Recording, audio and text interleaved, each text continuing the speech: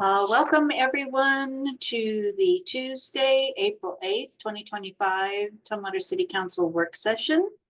I believe we have all the council members present, so we can go ahead and start with our first agenda item, which is the City Attorney's Office Department update, and Karen Kirkpatrick, our City Attorney, will be presenting. Good afternoon. Evening, I guess it is. They're all long days. I think the clerk was going to assist me with my slideshow. Thank you very much. Appreciate that. So tonight I'm going to give you a very brief year in review and what's coming up for the City Attorney's Office. I know several of you think that the only thing I do is remind you about OPMA laws. But actually the City Attorney's Office is very busy doing lots of other things. The City Attorney is the general counsel for the city, and we provide advice and support to the council, the mayor, all of the city staff. This includes all the departments. It includes the TBD, the MPD, the Lake Management District. It includes other boards and commissions, and we represent the city in all litigation that is brought against the city or on behalf of the city, as well as supervising outside counsel on special projects and prosecution. The department currently is approved for 3 FTE positions. You approved an attorney position last year, and we are grateful for that. That position is currently vacant, but we're hoping to fill it again soon. And hopefully, I don't know if you can read the pie chart, if we can go back to the pie chart. We don't really track our time. Karen, I have a question. Sure. Sure. So what's the holdup on the hiring of our second attorney?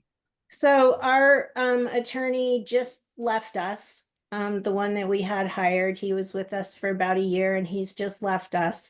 And so we are in the process of doing a little planning with the other directors and things to see what's the best use of that position and if we should modify the job description some or what that might look like. So don't want to rush out before we have a chance to reevaluate it. Okay, perfect. Thank you very much. We track our time more by fund than by projects. But I wanted to try and give you a little flavor of how we're spending our time. I apologize, this is really small, but the largest part of our time in the department is spent on general advice and preparation, and that's about 40%. And then behind that is contracts and purchasing with about 20% of the time, risk management 15%, litigation 15%, and then very little time overseeing prosecution because we have a great contract with the county. And then the remaining 8% is training and administration of the department and other miscellaneous tasks. I did a quick look and we had just shy of 400 documents formally routed in 2024. I hesitate to give those numbers because it doesn't really give you a good picture. Documents can range, run the gamut in complexity and length and things like that. But about 60% of those were contracts and 40% were real estate, plans and policies, ordinances, resolutions, code enforcement, etc. Next slide. In 2024, we provided, as I said, comprehensive legal services on all matters of city business. We provided preparation assistance and legal review of all documents to ensure legal sufficiency, compliance with laws, as well as risk reduction and protection of the city. We represented the city in all actions brought on behalf of and against the city. revised and updated city policies and forms, updated the city's purchasing manual and contract templates. We provided a wide range of trainings on a variety of matters, a lot of OPMA, PRA contracts, as well as some First Amendment auditor training. And then we also in 2024 transferred the risk management function of the city into the legal department. So that's still a work in progress, but we are working on increasing awareness and best practices, and we're successful in reducing the city's costs by about $200,000 by increasing the insurance premium, or reducing the premium by increasing the deductibles. So we're hoping to continue those, next slide, in 2025. We're going to continue to provide comprehensive legal services, continue to monitor and advise on changes in the law that affect the city, continue to assist with the heavy lift that is the comprehensive plan and all of the implementing regulations. And I want to highlight that we are going to continue to try and enhance the city's risk management functions. We're going to continue to try and streamline and automate internal processes within our legal department, as well as I'm hoping to help, add additional capacity. I'm really looking forward to filling that other attorney position and training someone up so that we can also provide for succession planning, which is something that has not been happening in the legal department over the last 18 or 19 years since I've been here. And all of that, I have to say, is thanks to our fantastic paralegal in the department, Charlene Johansson, who honestly is the backbone of the department and whom none of this would ever happen without her. So shout out to her. And I'm happy to answer any questions if you have more. Any questions? No, I would just say that the legal department stays extremely busy. And it's just Charlene and Karen here at the time. And then we do have outside counsel that we do hire from time to time. So I appreciate it. Thank you all for your support. We appreciate it. All right, thank you. Next up is the fire department update. And I think we have Chief Hurley. So Yep. Go ahead. Good evening, Mayor and council members, and I'm going to go ahead and share my screen here, or do my best. And did I have success on that? Yes, you Great. did. All right, thank you. Well, here to give a fire department update, and starting off here, as you can see, one of our incidents in 2024, a pretty significant event here in the city with the one of our structure fires.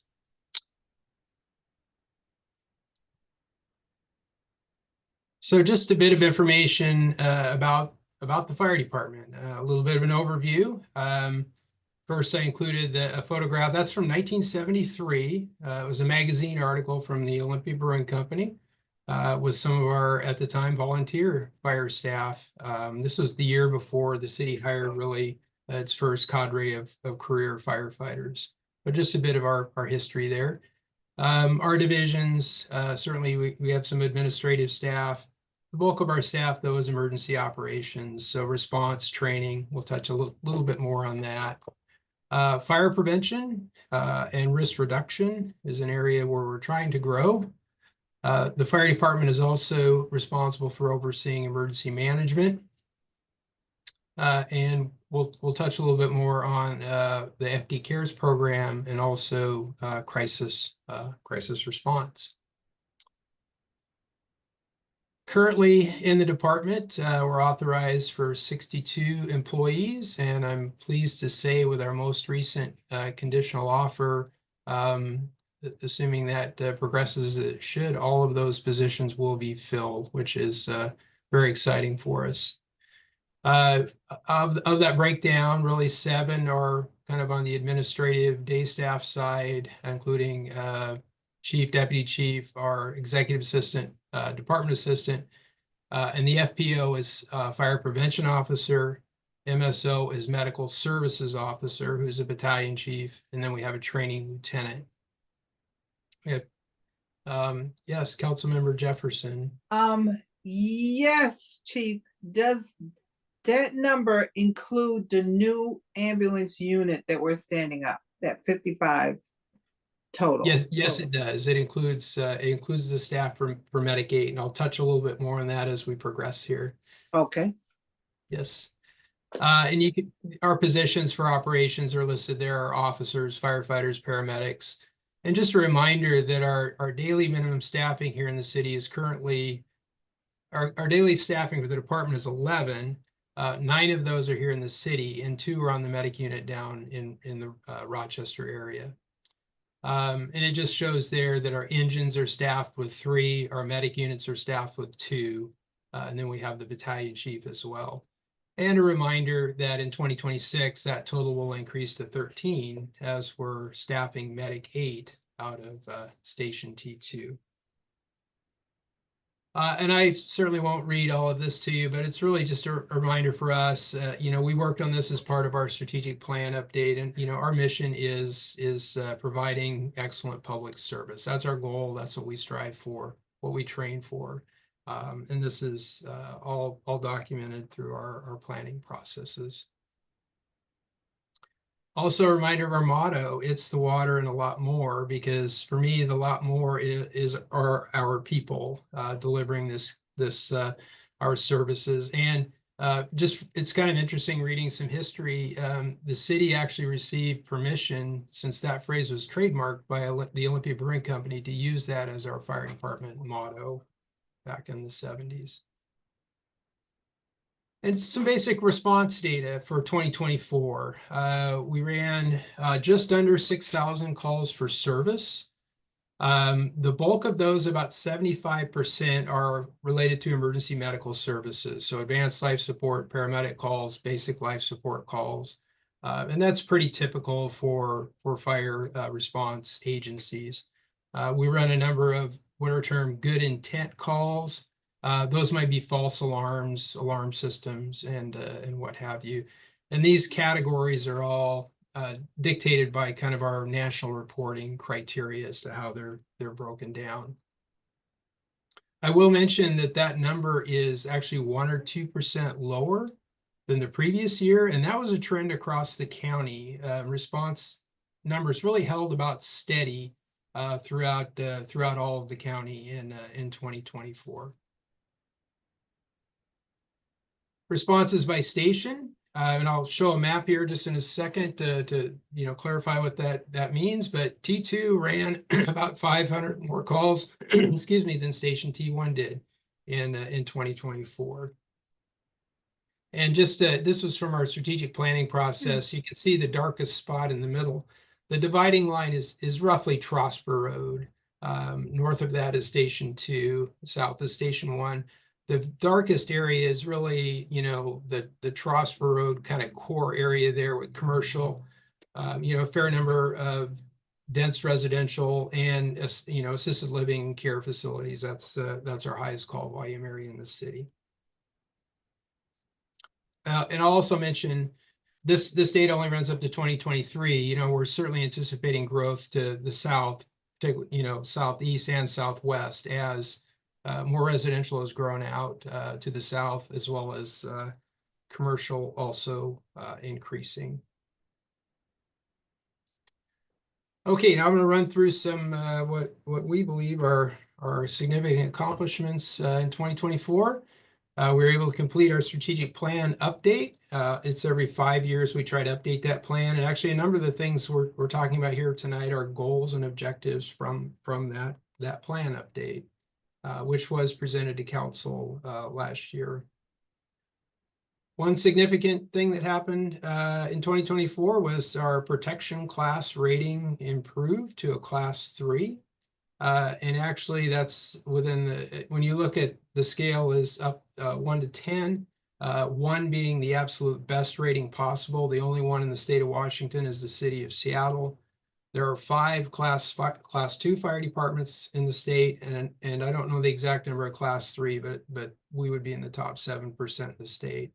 I really want to emphasize that evaluates a number of things, certainly the fire department operations and fire prevention, but also our water supply. Our water department has a huge part in this, and it's a very capable system that we have here in the city.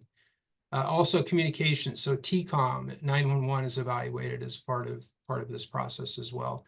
And the significance is many insurance companies use the protection class rating to set rates. Not all, but many do. So the better the rating, the lower insurance premiums, property insurance premiums typically are for the public.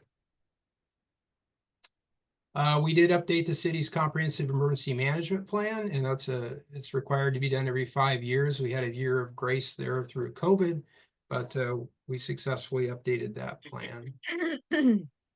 I mentioned aid unit staffing just because as you know, there are times of the year where if we have 2 additional people on duty above minimum, we're staffing an aid unit now, and that that responds in place of the fire engine. So it's a more efficient delivery. We can't staff it every day, but we've been staffing it more often. We've expanded our partnership with Thurston County Medic One. I'll touch a little bit more on the 8th Medic Unit here in a minute. We completed implementation of the TCERN radio project, and I'm sure Councilmember Dahlhoff sat through many meetings on this topic, but it was a upgrade to a digital radio system in the county. All of our fire and police radios were replaced, as well as some station upgrades. We continue to support our employee wellness through our peer support program and annual physicals that we do. And we completed our contract negotiations and collective bargaining agreement, which was a significant accomplishment. Going through a few things here for 2025 and beyond, just about just a couple more slides here. Continue working on elements of our strategic plan. Continued implementation of our FD Cares program, which is up and running.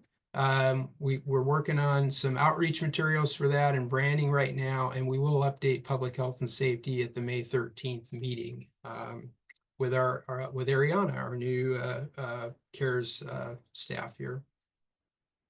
We're still working on implementing the crisis response program.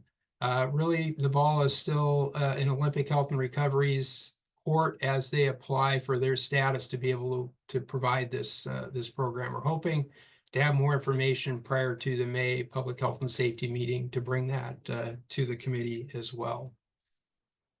And we'll continue to explore emergency management partnerships. With our area partners, there's a lot going on with FEMA right now, and it just appears many more responsibilities are going to be pushed down to the state and local level as changes are occurring at the federal level. Implementation of Medic 8, we of those 10 that we hired at the end of last year and beginning of this year, 5 are here on duty and 5 are currently in the Fire Academy. That'll complete by July, and as everybody completes that training, hopefully we'll have that. We need to have that unit up by January 1, hopefully before that. And just to mention here as well, we're currently negotiating a renewal of our paramedic contract with Medic One. All 3 agencies are. Facility upgrades, we're working on the T2 remodel with an architect. Facilities has taken the lead on that. We've had some great meetings and should have some preliminary drawings and cost estimates here soon to share with all of you. And it's just also we've got some remodel work going on here at Station T1. Some of the more visible things you'll see soon is new carpet in the training room and entryway here at Station 1. Staff well-being, as part of our labor agreement and collective bargaining process, we're implementing cancer screening. Cancer and heart disease are the two leading causes of death for firefighters. So there's some new technologies out there to help screen for cancers so that they can be detected early. New equipment coming on board in 2026, our fire engine, we still don't have a firm delivery date yet, but remember we ordered that in 2023 for delivery in 2026. And we're also going to be receiving 3 new paramedic units, replacing all the frontline units, and those units are paid for by Thurston County Medic One levy funds. So it'll be nice to have all those upgraded. And we're also looking to expand areas of our community risk reduction program. You know, those involve, you know, public education, a bit of code enforcement, fire inspections, and really risk assessments throughout the community. You know, one of those areas being wildfire risk as well. Some programs going on here in the county. So that's a lot of information. I'm going to go ahead and stop my sharing. And the Councilmember Dollhoff has another question or a question. Another question. It's like you know me. Thank you, Debbie, and then thank you, Chief. So a couple questions. When we're looking to do the FD Cares program and the crisis program, regards to calls that are coming in, does TCOM already have like special codes so that they know who to dispatch, or will codes need to be updated? Like those call we'll have codes?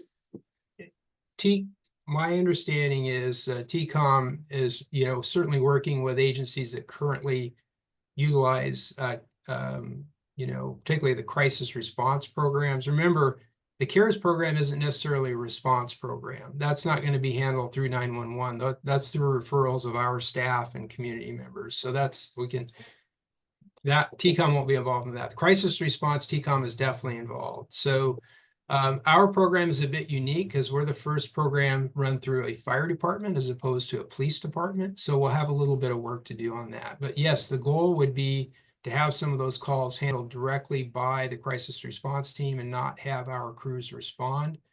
I'm guessing it'll be more of a co-response at the beginning of the program, though.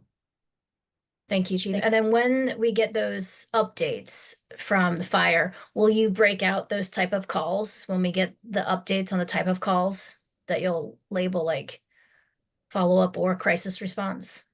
Yes, as If we you do can. update.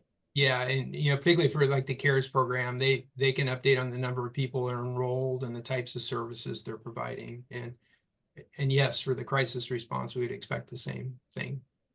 Perfect. Thanks, Chief. Councilmember Jefferson.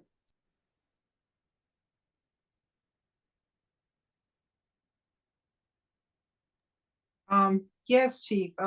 2 questions. Number 1 is, how is your staffing? Well, as far as our allocated positions, with our most recent hire, we are fully staffed in that all 62 positions are filled.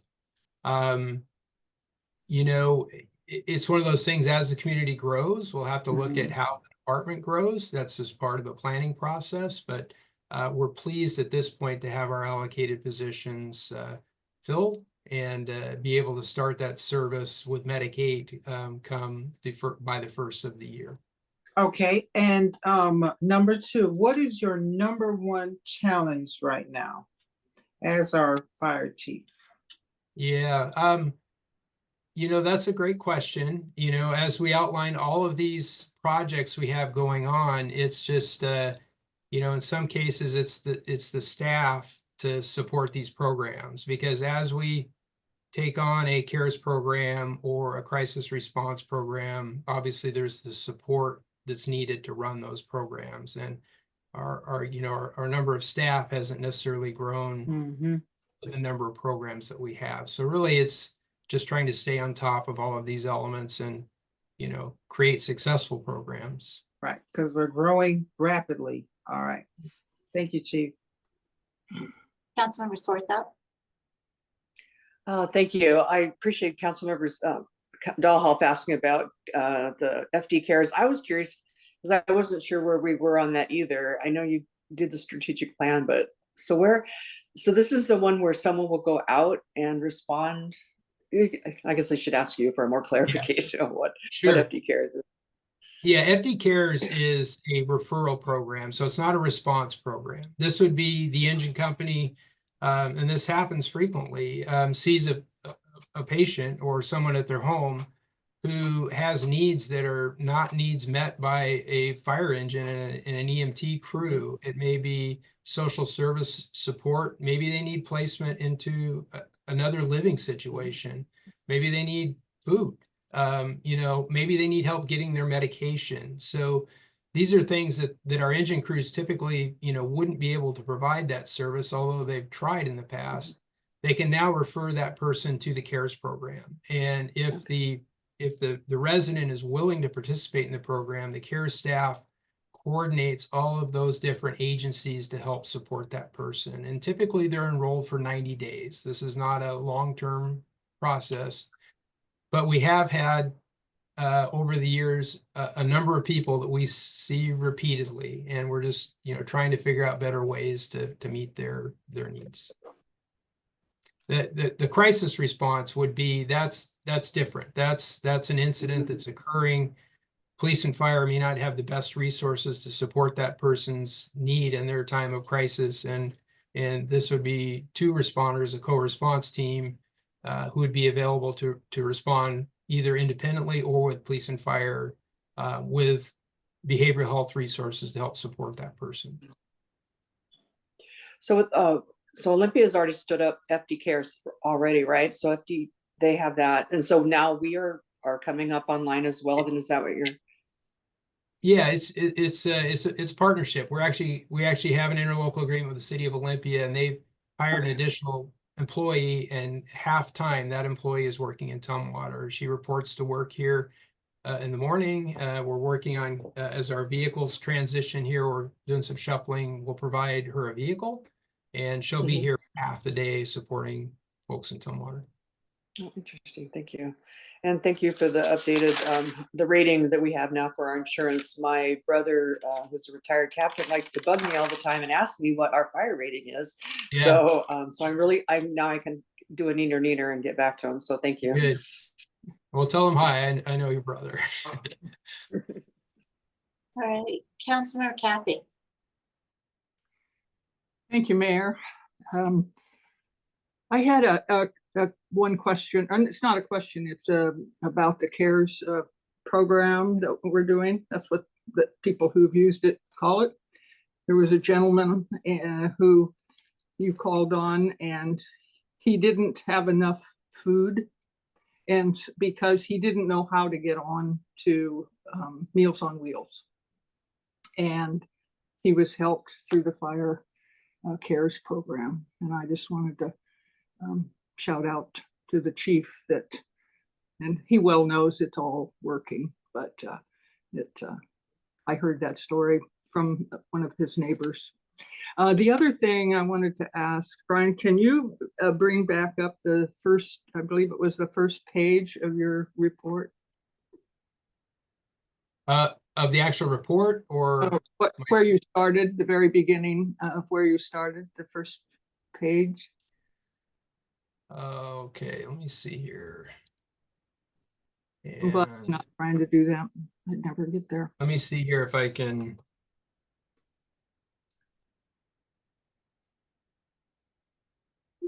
The intro page here? No, the next one, I believe. One more.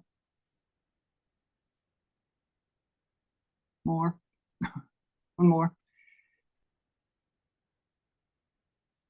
Is this the page that had your motto on it and how what you stood for? Well, yeah, we had our mission, vision, values, and I'm sorry for jumping around here. But at the bottom of our logo here is "It's the water and a lot more." That's our fire department motto. Yeah. Now this was something about the way that you work. It was 3 words, I think, 2 or 3 words. And the reason I'm commenting on it is because I have never seen in any fire department, maybe very many departments, period, a word you used. and you used that you wanted to work and have, I guess, have your crew and all your people who work with humility.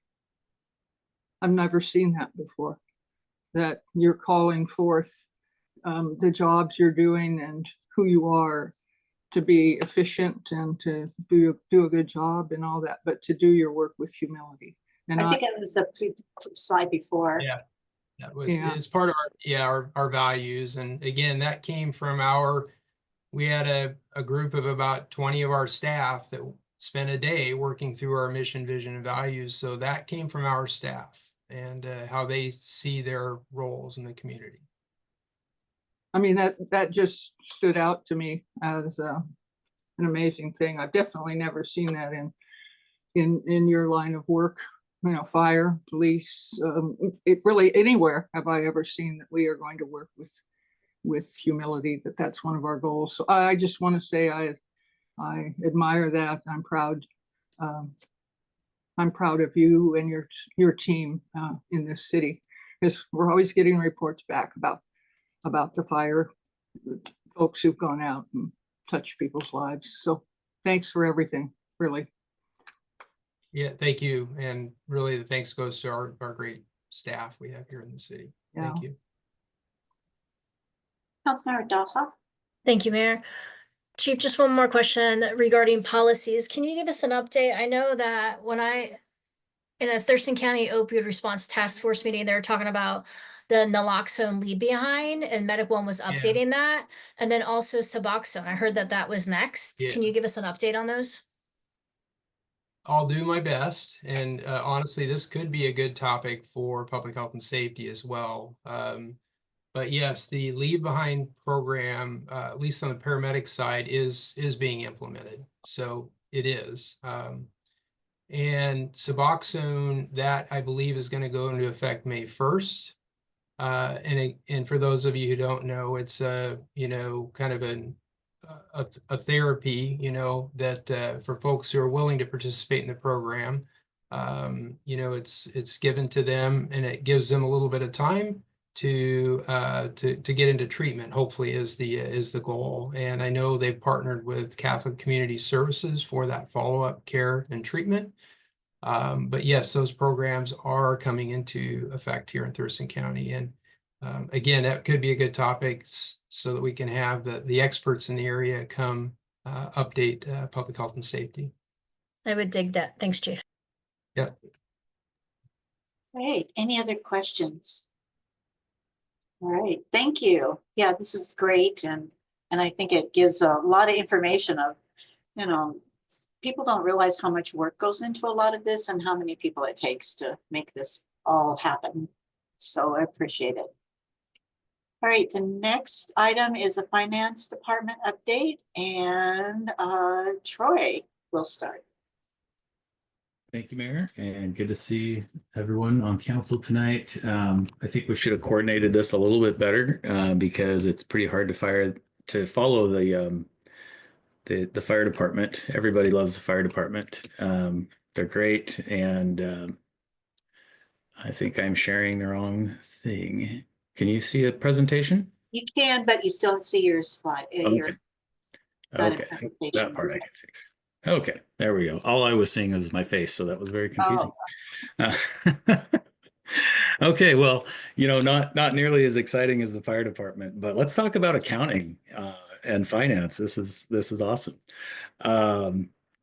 So we'll jump right in here. The finance department does a lot. We're a team of 12 altogether, including myself, and a lot of different things that we do. Everything from customer service. We're the first ones that our customers see when they walk in the front doors of City Hall, with the utility billing and cash receipting. We also do the B&O tax and violations. And then we do all the back office stuff that most people don't see very often.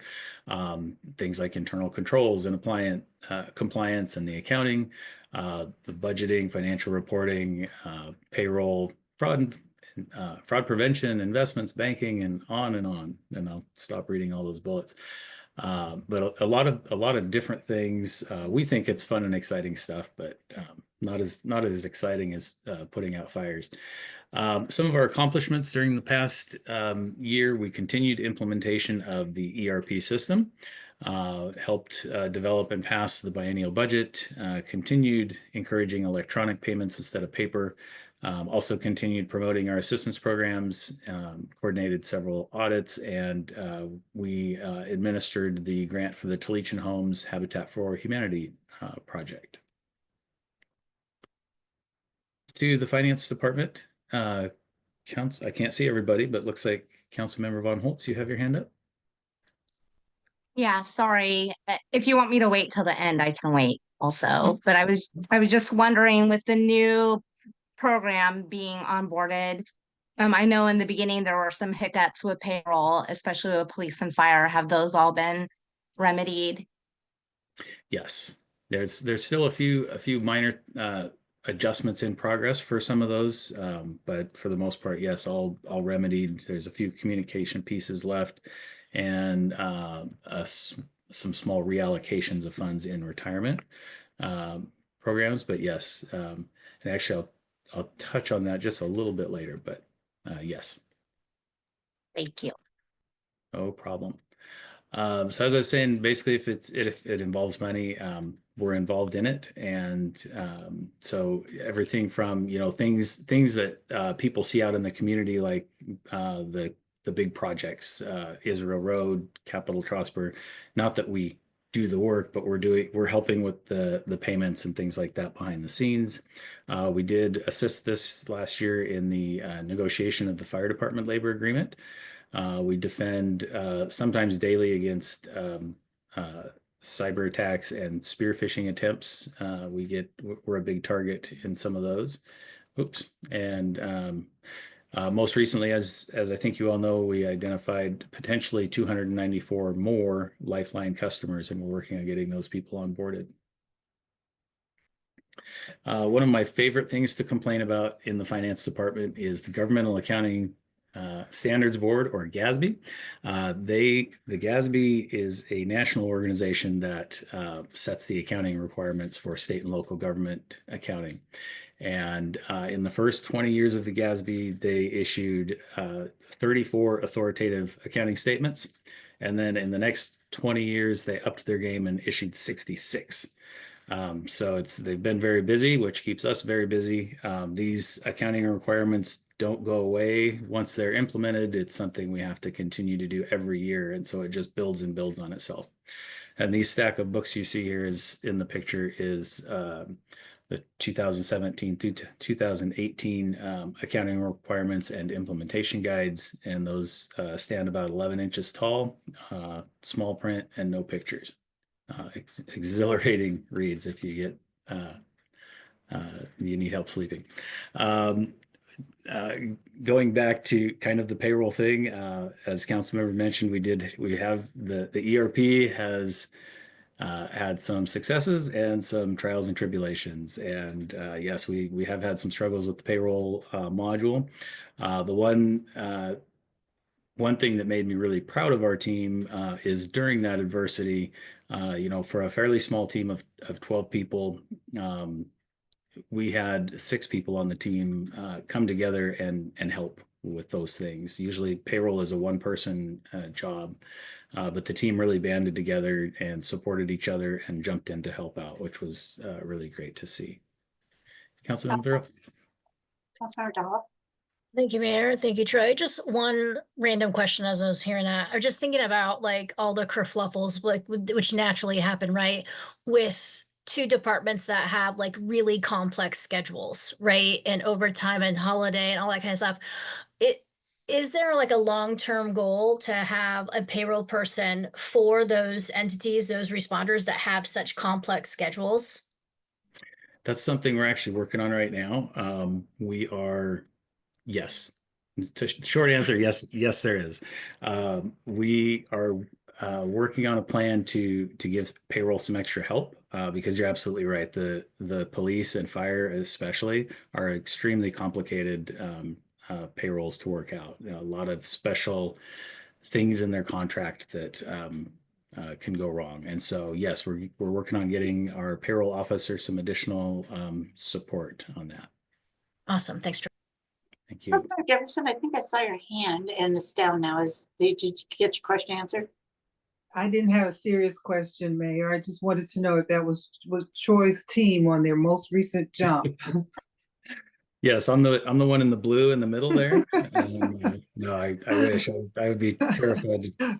I'd be terrified, but it would be exhilarating. But no, that's just a fun picture. Some of our goals for 2025, obviously to continue the ERP implementation, which will include a cloud migration. We are now meeting with the Budget and Finance Committee on a regular basis. We're meeting monthly instead of kind of more of an ad hoc basis.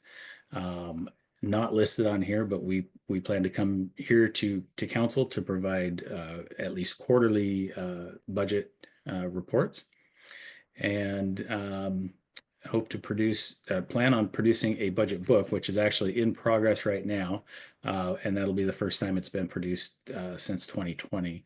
Councilmember Doha? Councilman? Thank you, May.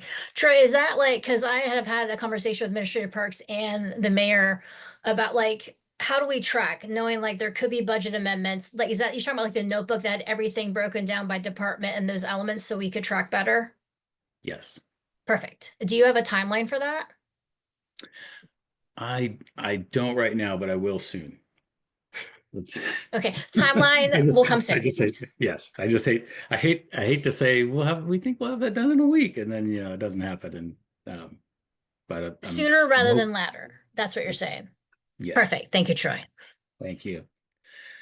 Let's see. And this book, this first go around, my hope was to do it like the 2019-2020 budget, where it was very robust and as a description of each fund and all that. We probably won't get that this time, but we'll strive for that for the next time. But we'll definitely get the numbers and everything so you can track and by department and the details, the data that you're looking for.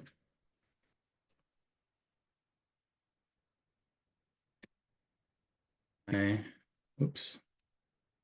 Let me stop sharing. That is the end of the slides for that one. Okay, any questions? Councilmember Von Holtz. Thank you, Mayor. Troy, we were so happy to have passed the budget, and I know that our friends in the legislature are working to get a state budget. Is there any concern with the state being in such a deficit that is there any fear of things being pulled back that maybe were promised by the state? As the finance director, I always live with some fear about those kind of things. Certainly, nothing solid that I'm aware of at this time from the state. I did hear some things before the session started about reducing some funding for law enforcement, but then again, there were campaign promises saying we're going to increase funding for law enforcement. So kind of waiting to see how that plays out. I'm concerned, of course, with federal grants, with some of the talk that's been around that.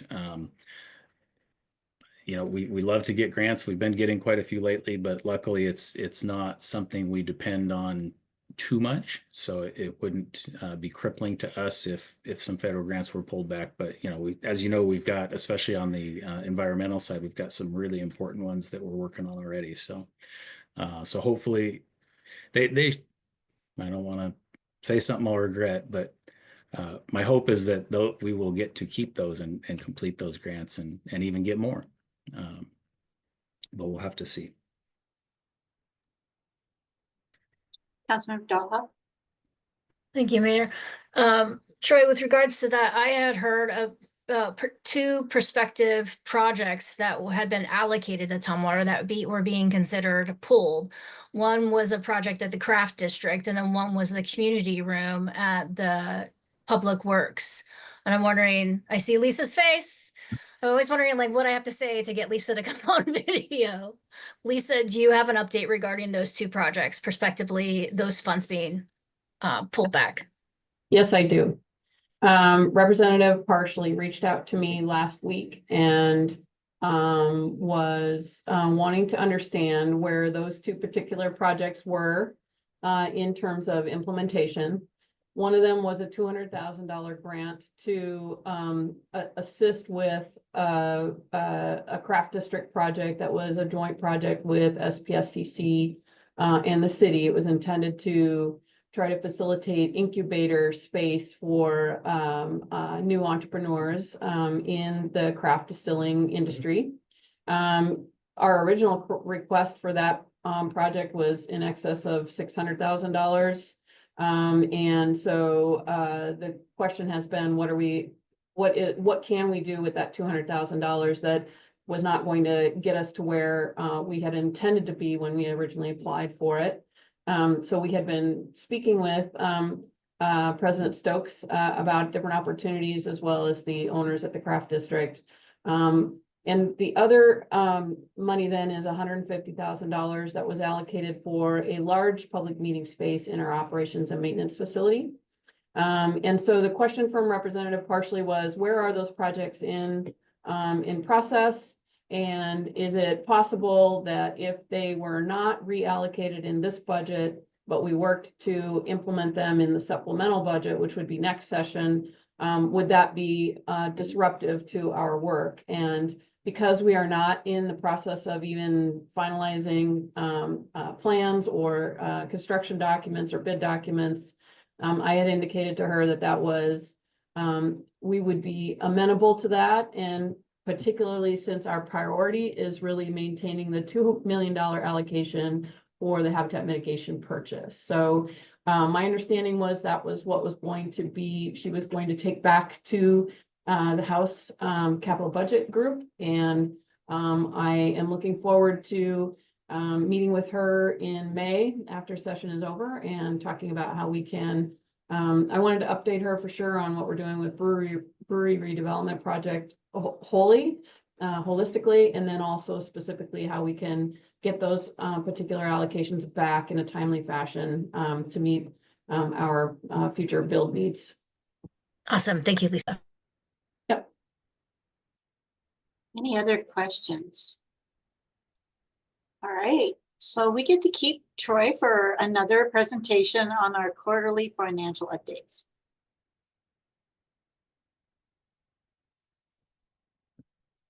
Okay.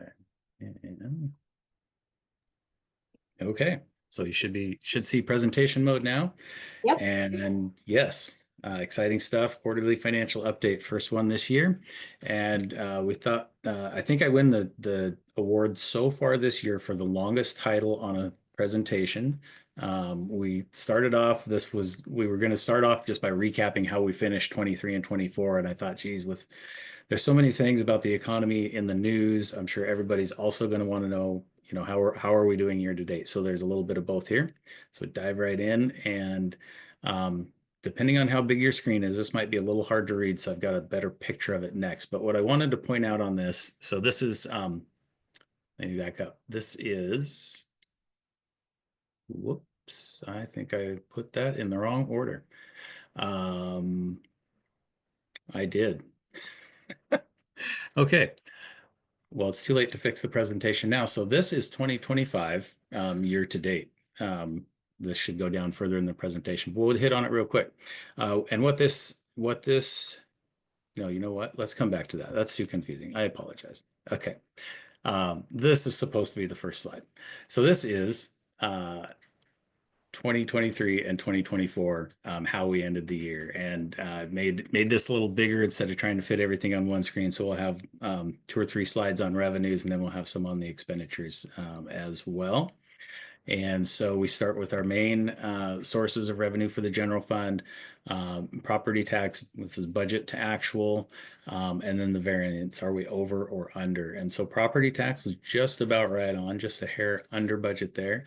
The nice surprise in this, and let me back up and remind everybody, So when we developed the 23-24 budget back in 2022, we were expecting a recession in 2023. Our budget, our revenue forecast and our budget reflected that. And so we budgeted purposefully low on the revenue side, and we had expected to use up some savings to make up for it. As you know, that recession that was projected never happened. It hasn't happened yet. And so 2023 and 24 turned out really well, all things considered.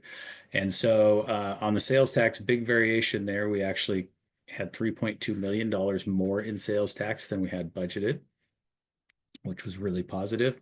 Utility tax and B&O tax were both really close. Other taxes is a pretty small one. Councilmember Jefferson? Yes, Troy.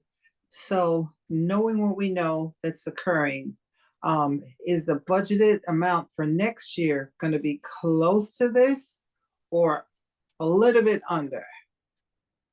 You're looking at that also, right? Because the actual Yes. is looking good, but you know, I'm thinking that the budgeted for next year, you're probably looking at that very carefully. Indeed we are, and we will have a slide here in a little bit about that, and we will be watching it like a hawk. All right, thank Okay, some more general fund revenues wrapping up 23 and 24 biennium. The intergovernmental, that's Medic One is the biggest chunk of that. Sometimes there's some grants in there too. The state shared revenues, service fees were just a little under, but then things like plan checks and inspections, way over budget. That was due to high growth and along with predicting a recession in 2023, we expected new construction to slow down a little bit, and it did not in the way we thought it would. So on the revenue side for the general fund for last biennium, as you can see there, $5.7 million more general fund revenue than we had budgeted for. So that was really good. We'll move on now to the expenditures, and these first parts are by department. So we start off with your department right on the top there, the legislative department, non-departmental, executive, all of those a little bit under budget on the expenditure side. That trend continues with administrative services, which is HR, and the clerks, the city attorney, Parks and Rec, and police, all a little bit under budget there. Fire just a little bit over, but not much. Community development, WERS and TED all under a little bit, and then total all the general fund departments combined, $5.6 million under budget on the expenditure side. So very good on both the revenues and expenditures to wrap up the biennium. And this is a look by category. Hopefully it looks good on my screen, but I have a really big screen in front of me. So hopefully that's okay for you. So when we break it down across all departments, we've got salaries and wages, budget to actual about $1 million under budget for the biennium, benefits another 400,000, the other services and charges, big difference there. Skip down to the bottom, total expenditures, again, same number on the bottom line, $5.6 million under budget for the general fund.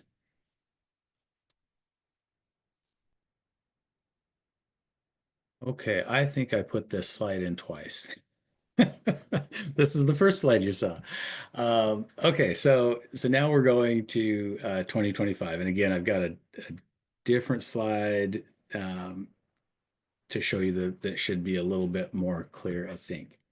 But I wanted to show you this one because it gets a little nuanced when we're only 3 months into a new year and a new biennium. And those nuances come down to timing. Property tax is a perfect example of that. And let me switch down. Here's the better view. But property tax, most taxes are paid twice a year in April and October. And so so what I did on things, and that's with this slide here, the property tax, I prorated it. Property tax is fairly predictable, except for the new construction part. And so if we didn't do any prorating here, we would look like we're way behind in revenue for the year. And really we're not. We don't receive the first big chunk of it until April, and probably end of April. So I just prorated the property tax to kind of normalize it, so it didn't look like we're having big issues when we're not. And I did that with a few other, like with some grants and some transfers. Transfers, for example, don't happen until usually at the end of the year.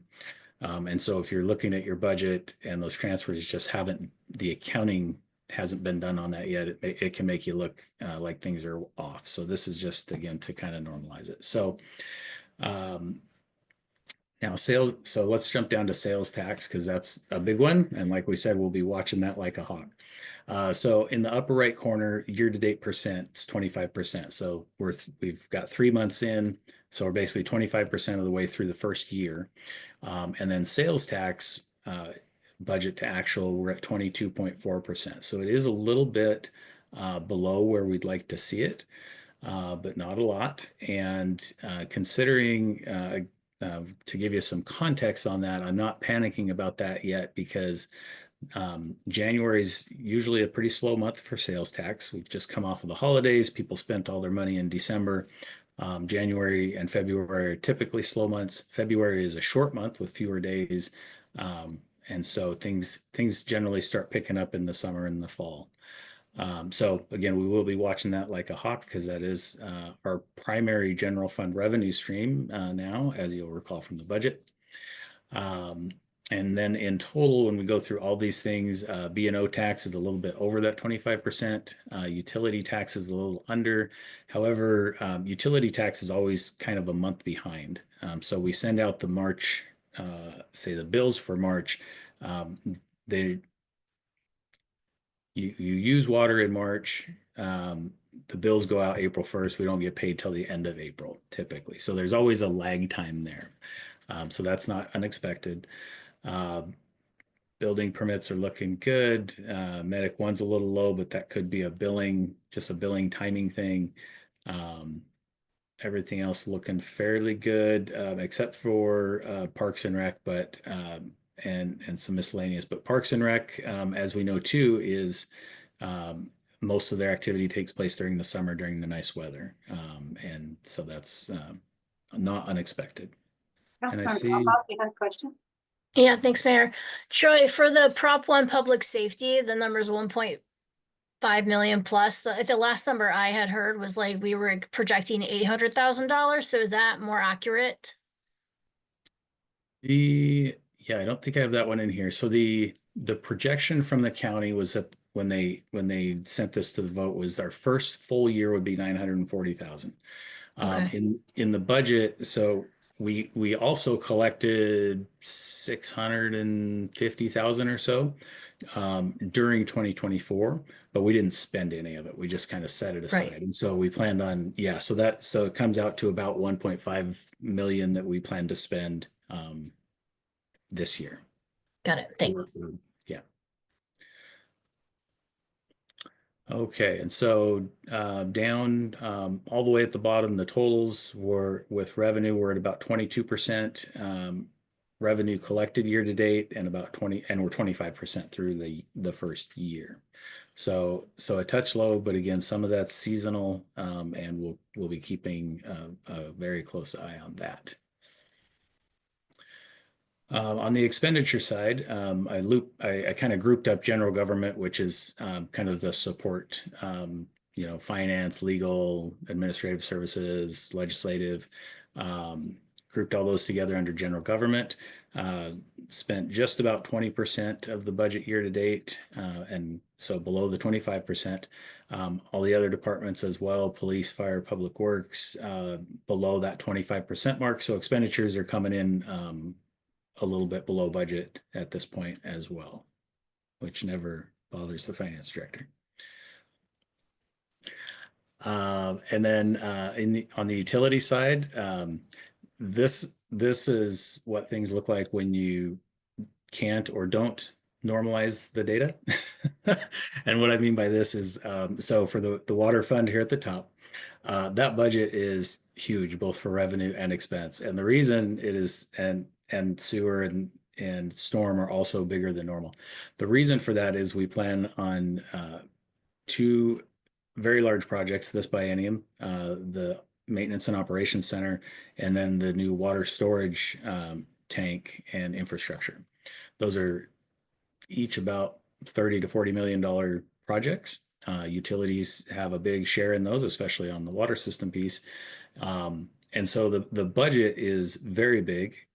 Expenditures so far are very small, so only 3.5% collected in revenue, 3.25% on the expense side. And so, but that's expected at this point because, as you know, construction hasn't started on these things. So we haven't collected the debt financing to pay for it, and we haven't spent any funds building it. So that one will continue to look way under budget until we start those projects.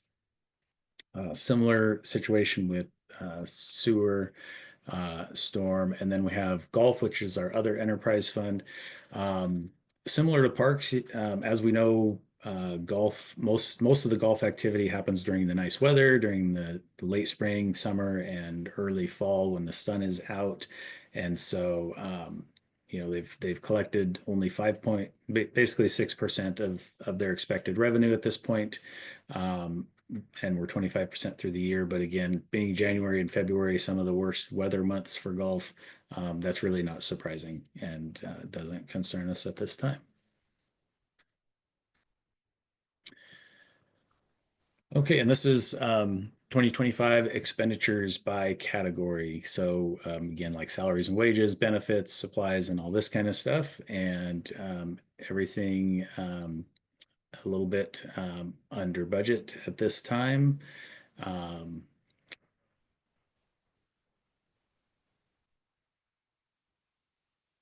sorry, I'm pausing because I think this slide is mislabeled. This has too much money in there. This was a repeat from the biennium, so I did get a couple slides mixed up here. So apologies for that. So that is what I have for you. And I'll stop sharing so I can see if there are any more questions. Any questions? Councilmember Swarthout?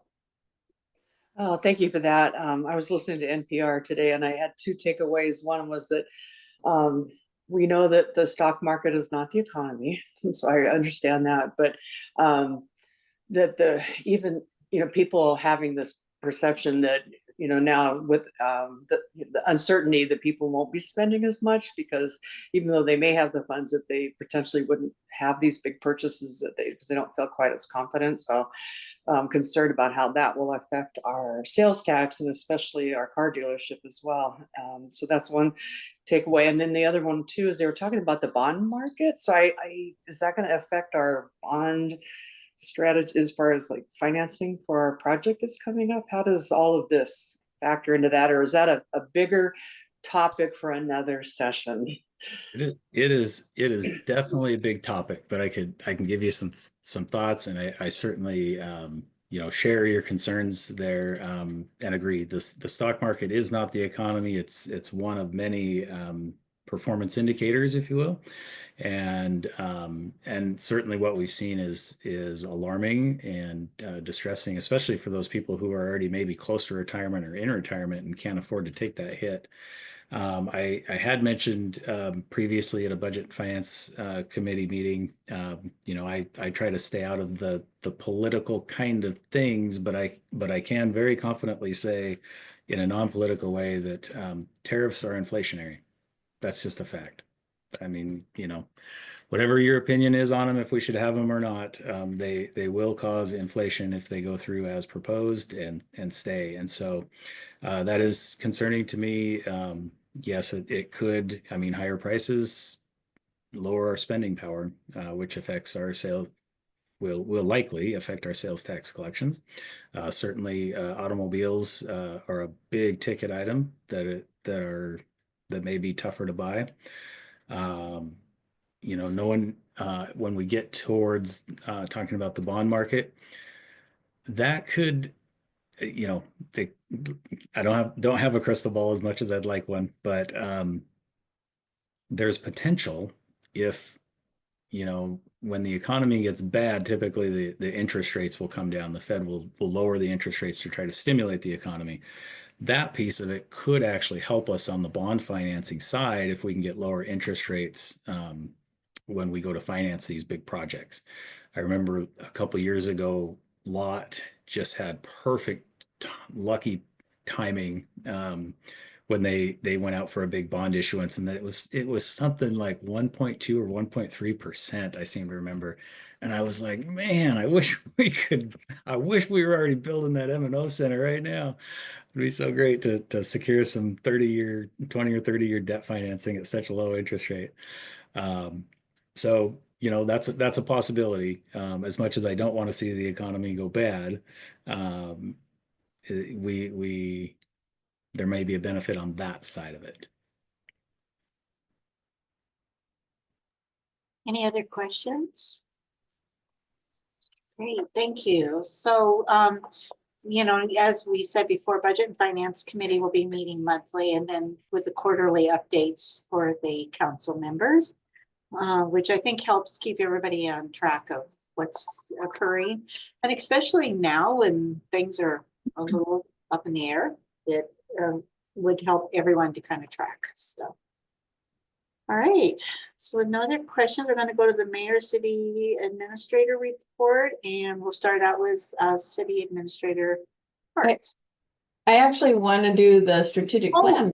Sorry. I see, I'm just trying to get our night over with quicker. Sorry. No, we got a strategic plan update. So, yeah. Yes, I promise to be quick because it's actually still light out right now, which is fantastic. So let me share my screen. I'm going to attempt to do this properly. And are you seeing the nice presentation, not my notes? Yes, yes. Okay.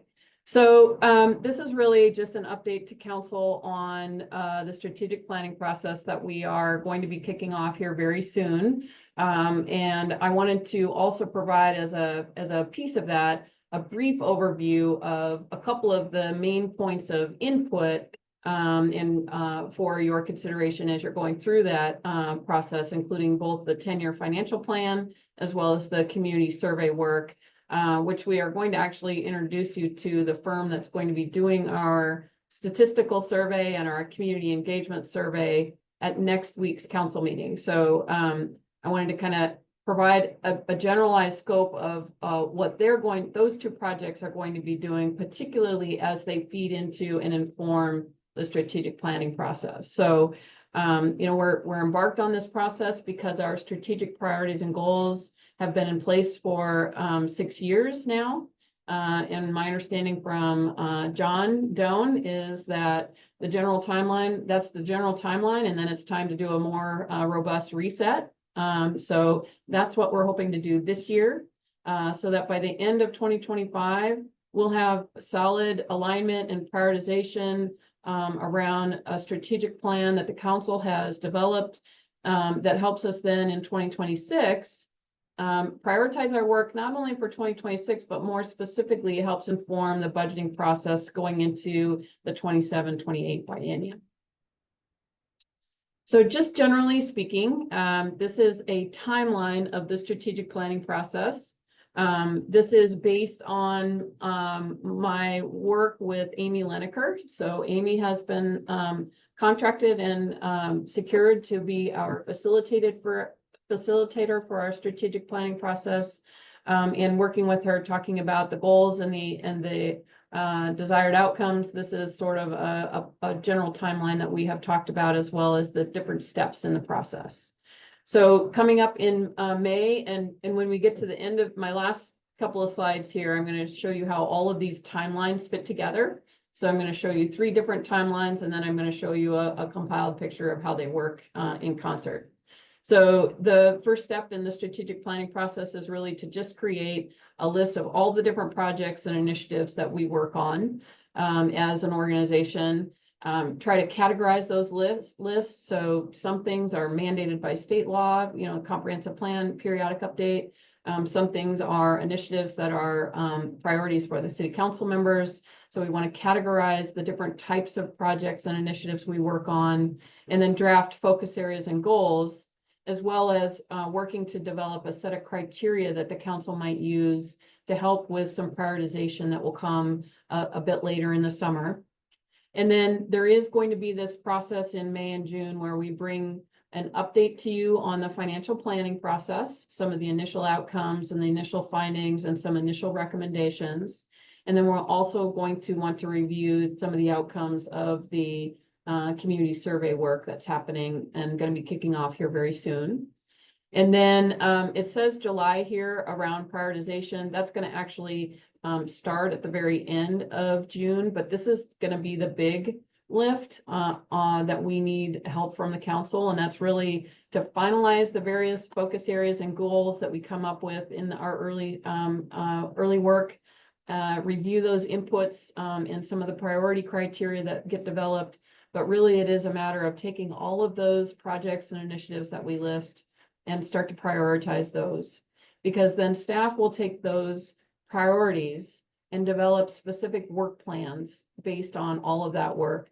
As well as then also at the same time in the fall, the council will work with Amy to talk about the framework for how all of that work in the strategic plan and work plans gets implemented, how we go about looking at potential changes and updates, and really trying to put a clear framework and some agreements in place on how we're going to work together to get all of this work done in a really efficient and effective way. And the hope is that by the end of, after a couple of, maybe a Saturday in September, a couple of work sessions in October, that by the end of November, we'll actually have a final strategic plan in place. So then in terms of the financial plan, and this is going to be ongoing, this is in addition to the strategic planning, but very much a component of and an important consideration for the council in looking at all of the priority work and the work planning that we will be doing through the strategic planning process. And this has already actually begun. We've had a couple of updates already at the Budget and Finance Committee with the consultant that's doing this work. They've already begun their analysis. They've met with the management team. They're meeting with individual department directors. We don't yet have their technical memo, but it is, I believe, on the way to coming and getting here. And then one of the actual tools that we're developing out of this process is a modeling tool. So we would be able to take various scenarios and say, if we do this thing, what happens to our financial picture? So they've created a whole series of tools, financial modeling tools that can help us evaluate over time the impact of different initiatives and different changes and different priorities and different conditions that might present themselves to the council over a period of time.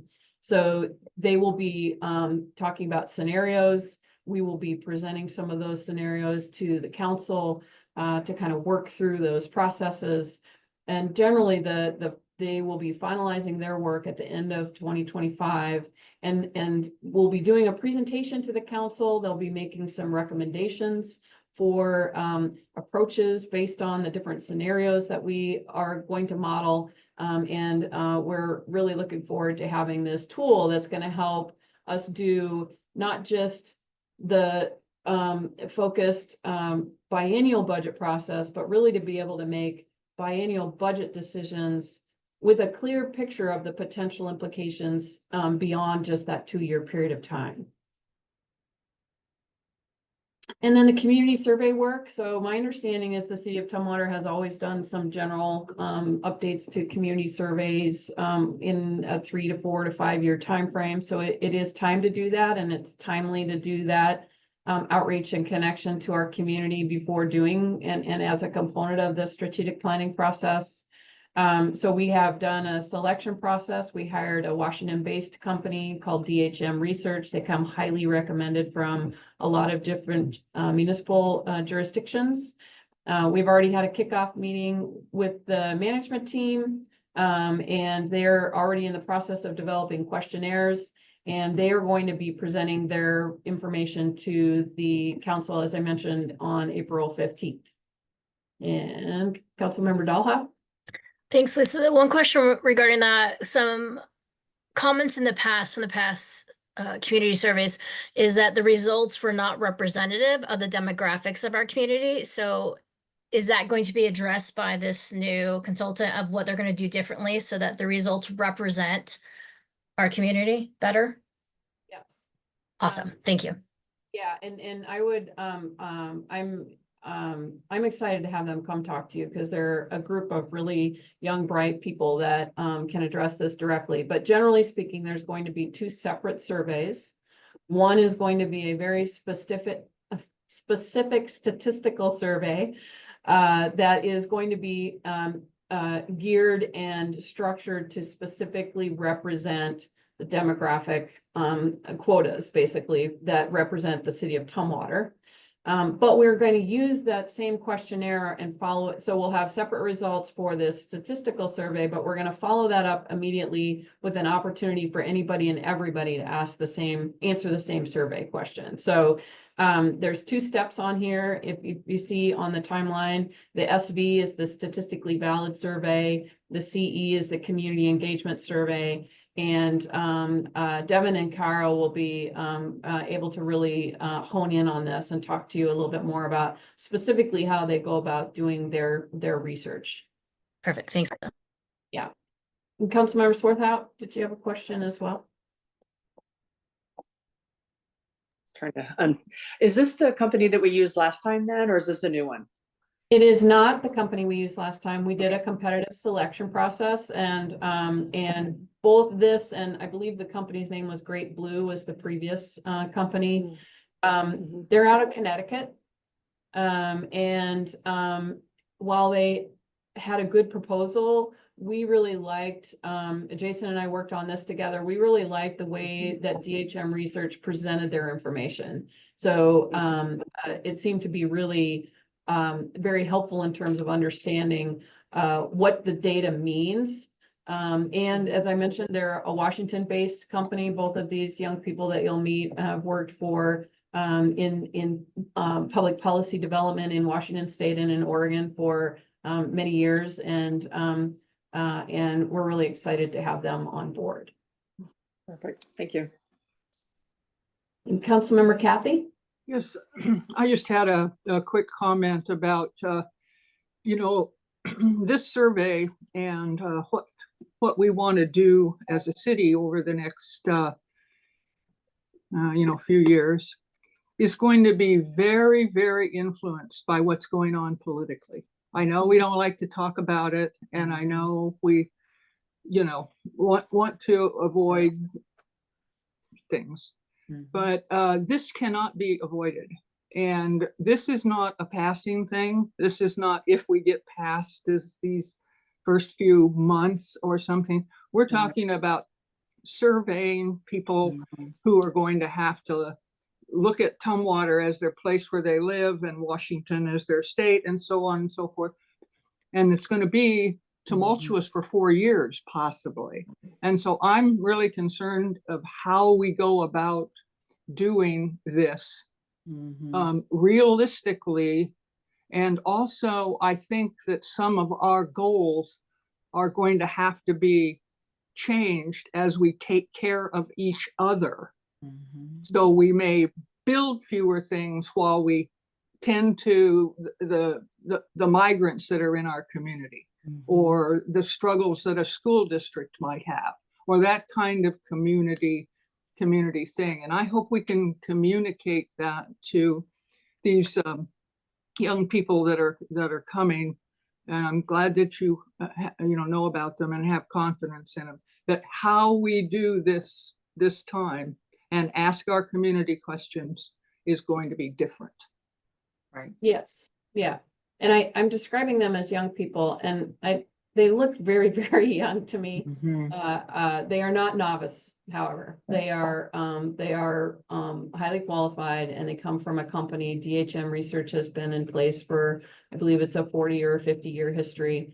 And I have a lot of confidence in their understanding of public policy and the different conditions that affect how, the people's sentiment. Yeah. And I think that's why we do community surveys over time, right? Yeah. Because a lot changes and circumstances change it. And so that's why it's important, I think, to measure what it is that people are concerned about, so that we can understand how best to address them in the context of what it is that we're capable of doing. So. And I wasn't making those comments because you said they were young, because I know the older you get, the younger that people, maybe they seem young to you. They would definitely to me. But I'm just I'm glad that they come so highly Mhm. recommended, and you have this thoughts and feelings that you do, because this is going to be a whole different reason and responses to survey. Yes. Yes. Yeah. Yes. Councilmember Jefferson? Yes, Councilmember Kathy, she said it well. So it sounds like you have full trust and confidence in this team that's coming on board. And I wanted to know, what is the timeline you're looking at? Because I want to be able to participate. I'm going out the net, so. Yeah, so the statistically valid survey is coming up first. We hope to actually launch that at the very end of April, or mid to end of April, depending on our ability to get all the questionnaires finalized. We're using the management team to help us with the review of those questionnaires, to make sure that we've got lots of good input from the different department directors. Community engagement survey will likely happen through May. And they'll begin analyzing the statistically valid survey at the same time that they're conducting the community engagement survey. So hopefully the analysis will be complete by May. And tentatively, when I get to this next slide, we're hoping that they will be at the June 10th work session to provide with some or at least some basic feedback, if not the final report, about what they heard out of all those. Okay, so are we going to have an opportunity to meet with them, or for them to give us a briefing? They're at a work coming to the session? They are coming to the April 15th meeting next week. It's not a work session, but we've got we've got time on that agenda. So they're coming on the 15th next week to talk to you about their qualifications, their process, the general approach, and to answer questions that you might have. Absolutely. Okay. Excellent. Thank you, City Administrator. So do we get to put in any questions, Lisa? I'm trying to remember the last time we've done things. Does the council have look at the questions and also put in our own? We have not factored that into the process, but I would encourage you that if you have some specific topics or issues, that you could share those either with me or with them next week. Absolutely. Okay, thank you. Yeah. Councilmember Dolha? Thanks. Along that line, in the past, we've received a handful of questions and we were able to rank them and prioritize them individually as council members and submit them. So you can get a feel of where we're at, and then those questions were developed. Is that a week turnaround is not going to work for me with my current schedule? Is there a way they have a comprehensive list and we could rank them, score them to give a better feel? So we would have to talk to them about how we would manage that level of interaction. It's not currently in the schedule. We are working through a list of questionnaire, we've got 60 some questions categorized into, those that help us understand demographics and growth related, and this based on the input and the feedback from the management team members. I would be happy to share that list with anybody, any of the council members who are interested in it. And if you wanted to get me some feedback on that, as quickly as you could. I don't have the schedule, the detailed schedule in front of me at the moment, but we could try to incorporate, as much as possible in that way. I mean, I would like, my thing, why I'm mentioning this, Lisa, is my thing is to be proactive and front the beginning of the pipe instead of after. It's easier for us to share what we would like to see addressed or to make a priority or see if it fits in the hurry versus after the fact. So I like to work at the beginning of the pipe. So if something could be sent, you can give us a timeline, like email it to us, and those who have the capacity and the interest to do that. I like to be proactive at the front versus reactive. So thank you, Lisa, for that. The other question is, how did this process go about? Did you use a statewide contract? Was there a preference for local? How was this?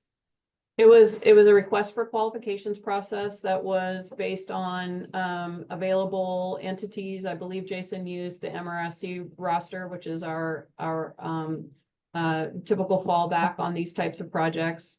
And I think we had 5 or 6 people submit proposals, if I'm not mistaken. Jason's got all the details on this for me, so I apologize for not having the specifics. I can definitely get that for you, but it was a request for qualifications and then an evaluation of those qualifications and then a selection process.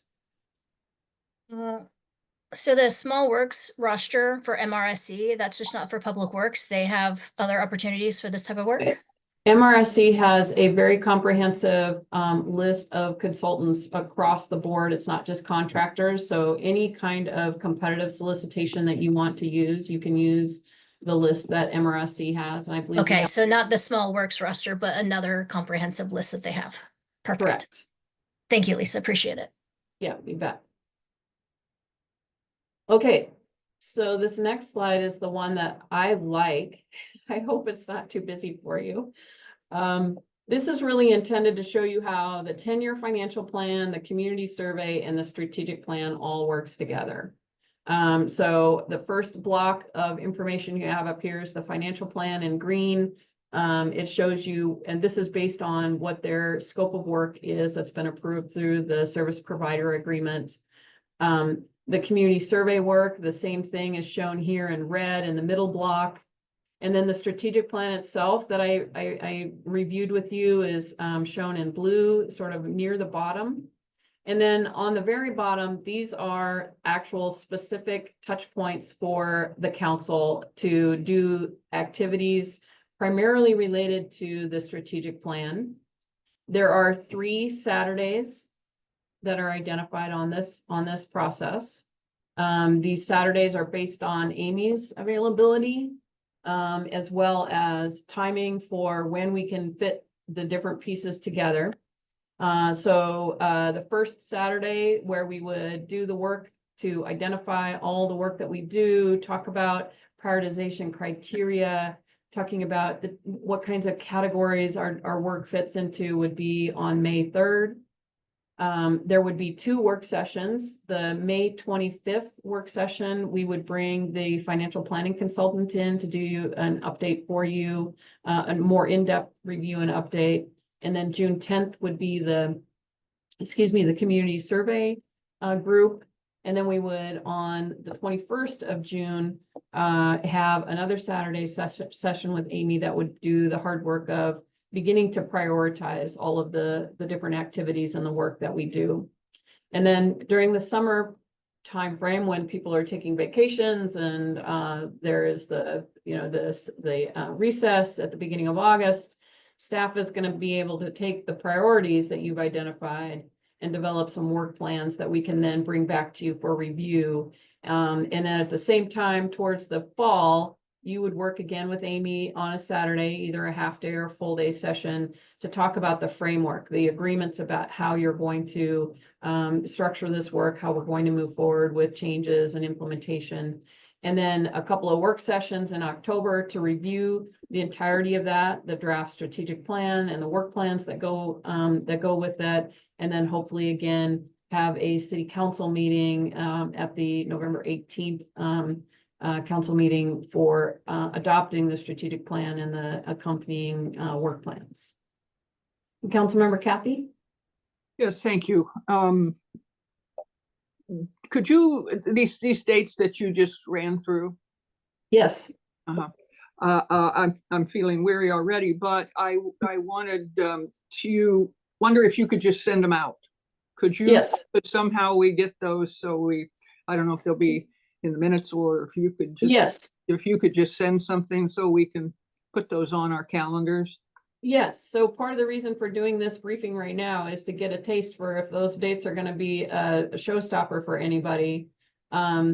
It's a little bit difficult coordinating with Amy. Amy is a very popular and busy lady, and she does a lot of work on Saturdays, and so we are somewhat limited in what she has available. But yes, that is the intent. That would be great. Can I ask a question that's not related to dates or time or something? In these plans that we do for 10 years, which are impossible, but is there a way along the way in these long plans we make, like the strategic plan, the comp plan, all that kind of thing? Is there some way to change them, or do we have an amendment process, or do we Yes. have some Yes. process that, because these are hard to do, because Yeah. it's just such a load of, 10. Yes. God, Yeah, it's basically going to be very similar to what has been done, which is you've got set of priorities and some overall goals that are applicable for a 6-year period of time. This is a 6-year plan. It's not a 10-year plan. The financial plan is a 10-year, but the strategic plan itself is a 6-year plan. And then the expectation is that each year you're going to be updating these work plans.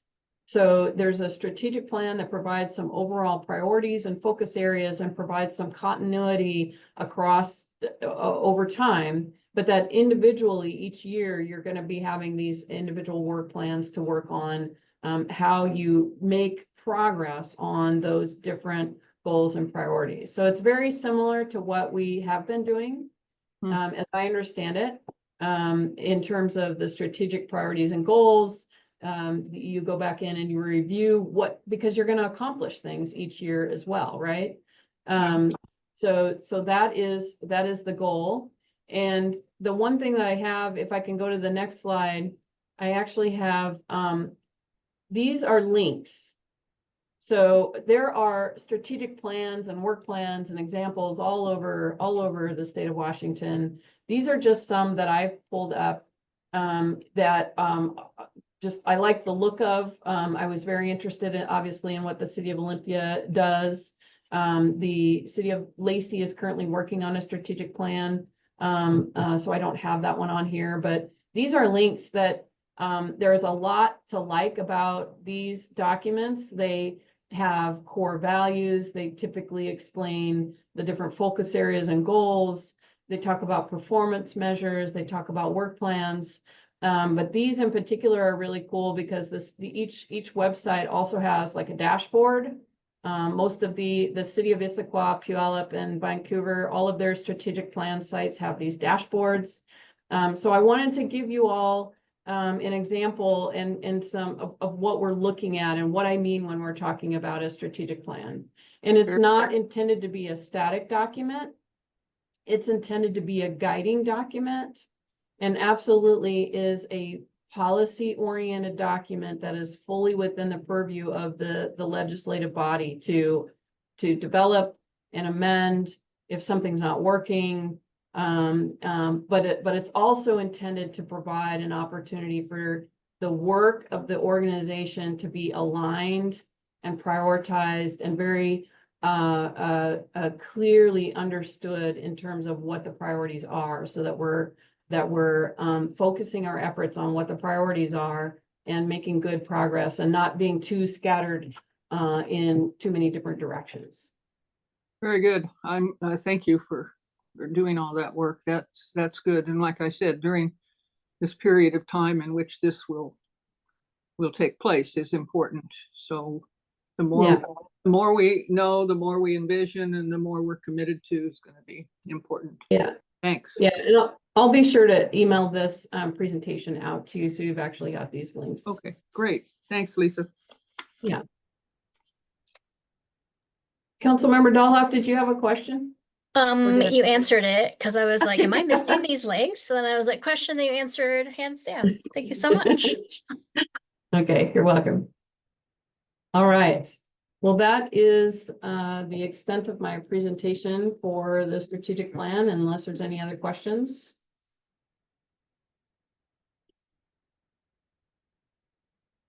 Mayor, you are Yeah, on. unmute, yes. We'll be spending a lot of time on this, so this is going to be an ongoing topic for us. So now we are actually to the Mayor City Administrator report, and City Administrator Parks will start. Yes, so let me pull up one piece of information here.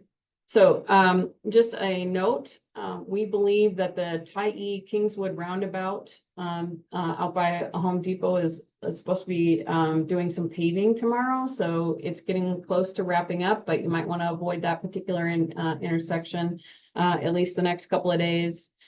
We do have our 2025 paver project out to bid. So we're looking forward to having those bids come in on the 24th of this month, and excited to see that project get going, since we weren't able to do one in 2024. We did 2023 a paver project, but we didn't. We were finishing things up. There were lots of big projects happening in 24. So the other project that we hope to get out very soon to bid is the Anson Street Sewer Project. And by getting that one out to bid and getting the sewer line finished, that's going to allow us to include Anson Street in the actual paver project. So lots of happy people thinking about that. My understanding is that street is in desperate need of repair. So a couple of things there. The Thurston Chamber tomorrow is the Green Business Awards and Expo. And we will be having our fully electric sewer van as part of one of the displays. So our crew, our operations crews out in Water Resources is super excited about that. There could be some traffic, looks like traffic lane restrictions on northbound Little Rock Road between Israel and Kingswood on April 11th, 8th through 11th. There's some night work being planned out there. And then some fun stuff. Everyone's favorite annual contest, Where's the Peep? If you have participated in that, that is next week, starting on Monday. And Where's the Peep contest? It looks like you can guess as many of the Peeps hiding spots as you can for a chance to win prizes from Toyota of Olympia, which is our event sponsor. And with that, I will turn it over to you, Mayor.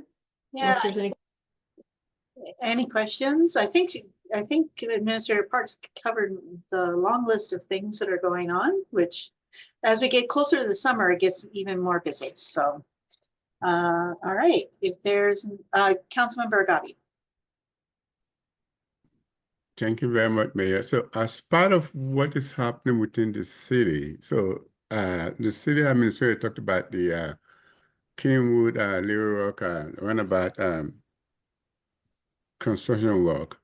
So today I was kind of reading some random web blog on the web, and somebody was asking about what they said. Do we know what is going on with the corporate boxes construction on Kingwood? I'm like, what are they talking about? So it took me a while to figure out that is what they were talking about, because the reference are the elementary school, the middle school. So I think that the city has not done itself any favor by not making the citizens aware of what is going on around us. So I'm a city council member. This past Saturday, I was going to Costco. So normally I go on Kingwood Road, which is why I saw that sign saying something was going to be happening there. And then on my way back, I decided to go to Little Rock Road, and I saw the new Wendy's. So these are the kind of stuff that the city should proactively make the citizenship aware of what is going on. If you have to do more than 1 or 3 times, that's okay. But keep doing it so that they know what is going on. Thank you. So, Councilmember Agabi, are you asking about making people aware of the construction projects or like the street Both. construction projects? But the new project and which tenant is going to be moving anywhere so that they know what is going on. Because the way I see it, if you allow the citizen to define what they want you to say, you're losing the battle. You define yourself, you tell them this is what we're doing. If you have to do more than 4 times, that's okay. Yeah, so we actually have a very proactive construction update notification process. Our communications department, Marnie, does regular posting and update around construction projects. The difference with the Tyee and Kingswood project is that it's not a city project, so we don't actually know all of the different specifics of the construction activity because that's a developer run and paid for project. So we do the best we can to provide some notification around that. In terms of the building activity, I don't know that it has been our practice to make specific announcements about the type of building projects that are happening. And if that has been our practice in the past, I will check into it and see if we can get our communications team to do something similar. But happy to take a look at either of those. Thank you. We are a 25,000 people city. It's a very small city. I don't know how many square mileage we actually have. I could drive around Tumwater in 20 minutes if I wanted to. So we don't have to wait. Or we shouldn't say because it's not our project, some developer is doing it, we ought not to do our due diligence by having the citizens being informed of what is going on around us. If we were 100,000, yeah, that's big. But 25,000 is too small for us not to be proactive. That's just my 2 cents. Okay, thank you. Councilmember Kathy. Yes, I just had a couple of questions I wanted to ask here under the good of the order, I guess. We have 2 things that concern me and some others that are happening. And I'm just wondering how our city responds to these things, or what part of the city what we need to do. One is the situation with immigrants in this community. And we've been involved in Cielo and some of these other things over the years. And what do we feel is our responsibility when that happens? Do we know if our police department is I've had the question, are they required to pick up people or to ask people about things? And of course, just, how people ask questions when there is a new difficult situation, and especially when it's about people.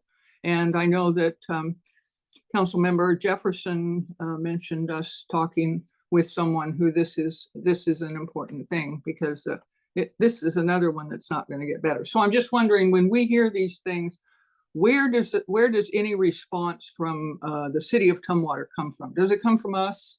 Does it come from a certain place in the city's ladder of things? And the other question I have, I'm wondering, is anybody from the city or maybe from the council that I don't know of having any conversation with the school district or the board or anybody about the FRESH program and how we can partner or be involved or whatever? I know when we had I don't know, Troy gave some update or something, and we asked about, can the city form a foundation, or is there some way we can assist? Or I'm just wondering if there's anything going on between us, since this is a program that we started and it impacts Isabella Bush Park and the facilities and things there. Yeah, so I'll take your second question first, and then I might need to have some clarification on the first question. The second question is, and the answer to the second question is yes. Chuck has been working directly with the Tumwater High School. Tumwater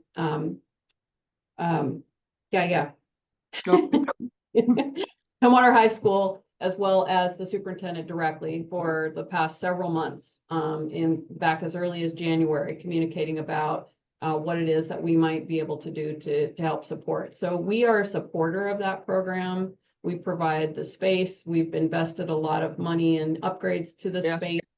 We provide money for stipends for the students to work through the summer. But it is specifically a Tumwater School District program. So we are in a support role, and we are happy to talk about partnerships. And we are happy, for example, if the school district retains and maintains their current status, which I believe is that they are not going to fund that program moving forward. If there is a nonprofit organization that wanted to do something similar, we would be open to those partnership discussions as well. So specifically working with the school district has been taking place since right after the first part of the year. In terms of dealing with immigrants in our community or response to, I'm not sure if you're asking, are you asking about response to immigration enforcement activities specifically, or when you say, council member, when we hear about these things, what are these things specifically that I just need a little bit more clarity what you're asking? I'm asking, first of all, our awareness as a city that this has become, an issue. How does it impact what we could offer in this conversation about what we can do? It could be about food, it could be about housing, it could be about schooling, it could be, where do we know where a conversation like that would happen, and would we be part of it? I guess is what I'm saying now. Angela, council member Jefferson may know more about this than I do, but I'm just throwing this out to find out, as things are happening in our community, where are we on being informed and being involved or something? And thank you for the word on Isabella Bush Park. And I just want to know, is the city's concern simply paying for a person to do this? Paying for a teacher? I'm not sure. So the city, I'm not sure what you mean, our concern. We are continuing to advocate to do what it is that we do. We don't, the teaching piece of it, the curriculum, it's a school district program. Yeah. But we don't pay the salary and all the things of the teacher. Is that what the school district is not going to support? That is my understanding. Okay. It's my understanding that the person that was devoted to this work has been moved into a general science teacher role and is not going to be paid to do this work. But I don't have the specific details of that. That's something that Chuck may have more information on. He's not in attendance tonight. He's on vacation leave today through Thursday, but I can certainly have him get back to you. That'd be great. Yeah. In terms of how we become aware of things or how we're responsive to different issues, we become aware of it either through our day-to-day activity. If there's a call for service of some sort that includes some issue of immigration, the police department has a policy about immigration violations and how and if they respond. And I believe it is consistent with the state of Washington directives around this topic. If we are given an opportunity to become aware of a program or something that is made either by email or that type, through the day-to-day work, that's how we find out about things and we can respond. And I would say that, as council members, become aware of things and bring them to our attention, you know, we respond and react to them as well. So Councilmember Jefferson's email from, I believe it was this morning or perhaps yesterday, related to the World Relief Thurston County program. That's something that, you know, we will look at and try to bring to council and determine whether or not there's something that we can assist with. Great, great. And I'm not asking those questions to add to anything or to be critical or anything. I'm just trying to, both of those issues are things people are asking about. So that's why I just wanted to get some answer from some higher up. That's you. I could have asked Debbie and I'd have been right at the top. So. Councilmember Von Holtz. Thank you, Mayor. I want to respond to both Councilmember Agabi's comments and Councilmember Kathy's comments because there are so many things happening right now, federally, locally, that are quite frankly very frightening, especially to certain parts of our community. And back in January, I believe, right when Tumwater was the first rumored place where ICE was on social media, I had asked in Public Health and Safety that the city at least restate where our law enforcement are, what we do with regard to ICE. And I was told, I believe, that you would take that under consideration. And I still think that there's an opportunity for us to do that. But the thing is, and I say this more times than I want to, we don't do a very good job of managing expectations. Our community members have an expectation of feeling like they belong and like they're safe in our community. And it just takes simple acts of communication a lot of times to help that. Another issue was what's going on with the school district.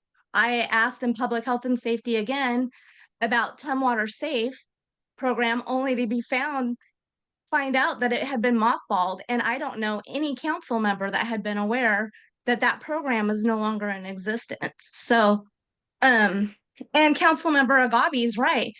Councilmember Swarthout and I both volunteered to stuff Easter eggs. We got tons of questions about the development that's going on. And I knew some of it, but I definitely didn't know all of it. And so I just think if we have questions, for sure, the people that we represent have questions. And I would really appreciate some better lines of communication on getting information, just managing those expectations of what we're going to be asked and also what our public expects from us. Yes, council member, I appreciate that. And I take your words to heart. And I think we try to do the best we can in terms of understanding proactively what people are going to want to know. We also there are many ways in which we can communicate with our community. And if we can be proactive, we will do that. We also are happy to have people call us, email us. And we have people, our staff are out in the community all the time. And if there is a question that comes in and there isn't an answer that you understand or that you know, then please have them reach out to us so that we can answer those questions. It certainly is not a matter of not wanting to communicate. I think we are working on our communications plan. We've increased our staffing over the past couple of years, so we actually have some capacity to do that. Jason has been doing a great job of pulling together a citywide communication team. So we're distributing and decentralizing the task of trying to get the word out about what it is we are doing. We have regular construction updates. We have regular updates on events. We have regular updates on council meetings. If there are other specific topics that you feel are important, we can certainly begin to cover those. But always appreciate the feedback and always would encourage you and council members especially, or planning commission members, if you don't know the answer to a question, please, please reach out to us. And if somebody is uncomfortable contacting us, then I'm happy to have you be a conduit. We can give you information and you can help that person get it the right information back, or send them directly to us, any way, shape, or form. And we will do the best we can and work on improving our proactive communication. Councilmember Dahlhoff? Thanks, Mayor. Lisa, I appreciate that. And as you're giving those examples, right, what I was thinking about is when we hired DeMarsh Consulting. I would love an update on that, of all the policies and staff and what was reviewed, because when I hear we have this, what I'm hearing is you have to come to us, you have to come to us, you have to come to us. And a lot of people do that. How do we also juggle that with being proactive and having it out there as well, right? That avenue. And then was it inside the city? We used to have a community development center where, like, heads up council, we know you're going to get questions, because if I have to ask someone who then has to ask someone, then I have to wait for someone because you're all so busy, because you're dealing with all the elements, right? That annoys me, right? Just because I don't have patience. But like, so how do we juggle all those things where we have a place, repository, to get those answers? And when it's more complex and we get those emails that come to full council, we have an expectation that staff will look at those, right? And then you, Lisa, jump on those and answer that. So like, I need both. I need to be informed myself, because then again, like the last meeting, I don't like to find out in the paper versus someplace where I can go to find out, right? It's juggling all of those.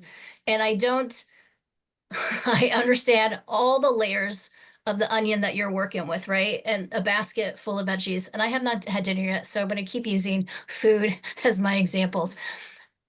I would love to see examples of how we are going out into the community, because I know we're doing it. So I need that mix, and I would love for council to be included in that, because we do get a lot of questions because we're ambassadors. And so I feel like we should have the answers. Yeah, I can talk to Jason about whether or not he could perhaps do just sort of a generalized briefing on what it is that what their strategies currently are. I could absolutely do that. There was one other thing I wanted to say. Can I just make a comment about the one about them being in the paper? Part of that is those kinds of meetings happen all the time. That one was just picked up by the newspaper because it had to do with the brewery. But I can guarantee you that those meetings, if you want to be on briefed on every one of those, we could probably do that. But that one just specific because it was a brewery ended up in the paper. Yeah, Mayor, I get that, right? I understand. I get the development review committee, the agendas, and I look at them all the time. I read the meeting minutes from all of our stuff. I get that. And also by working better together, you'll know, I mean, we should know what council is going to want to know about, like heads up. Like if it's going to be the brewery and a quote is made that council has a brewer under their saddle, we should get a heads up. Like, hey, before you read this or hear this, we want you to know that this is what we were trying to say. Like those are the examples. Like give us a heads up so I don't get upset by reading about something. Yeah, I totally appreciate that. I very much appreciate that. And I will, and we can try to do a better job. And I will tell you that we are not going to know all the time what you're going to get questions on. We just cannot know what all, and I will say, so our community development staff answers questions from potential people wanting to buy the brewery all the time. And so to have, and in this case, the brewery is actually the current property owner is trying to market the property. He's trying to advocate for it. And so the fact that somebody had come in and gone through a DRC on the brewery is a pretty routine thing for our staff. So it's hard to know when you might want to know things, but point is well taken. In terms of the section on community development, inside the city is the employee-oriented newsletter. So maybe Tumwater Untapped. Did Tumwater Untapped used to have the because like John Doe would always give us a section like heads up, this is going to be opening. These are the stores here, so that we would know when something was in development, right? Yeah. Like when word would come in, we would get a heads up. So I think that we do actually have a really good potential solution to that in particular. So we've been without an economic development person for, since Austin left early last year, about a year ago. And, Kelly has come in and is now creating an actual database of businesses, working with our GIS team as well as our front office staff who are doing, business licensing. But then also, we can work with the community development department in terms of, permitting, so that we can have a better handle on the specific information that about growth and development, specifically in the business community. So we're actually developing some capacity and tools to do, hopefully, a better job of some proactive outreach to you and specifically, and also then making that available. Starting to look at the, maybe that's a topic that we begin to focus on in our Facebook posts, right? Maybe that gets thrown into the mix. And so we are absolutely able to do a lot of that work, and I'm really excited to have Kelly in and have her begin to do some of that really good economic development work. All right, any other questions? Okay, so with that, at exactly 8 o'clock, we are adjourned. Thank you, everyone.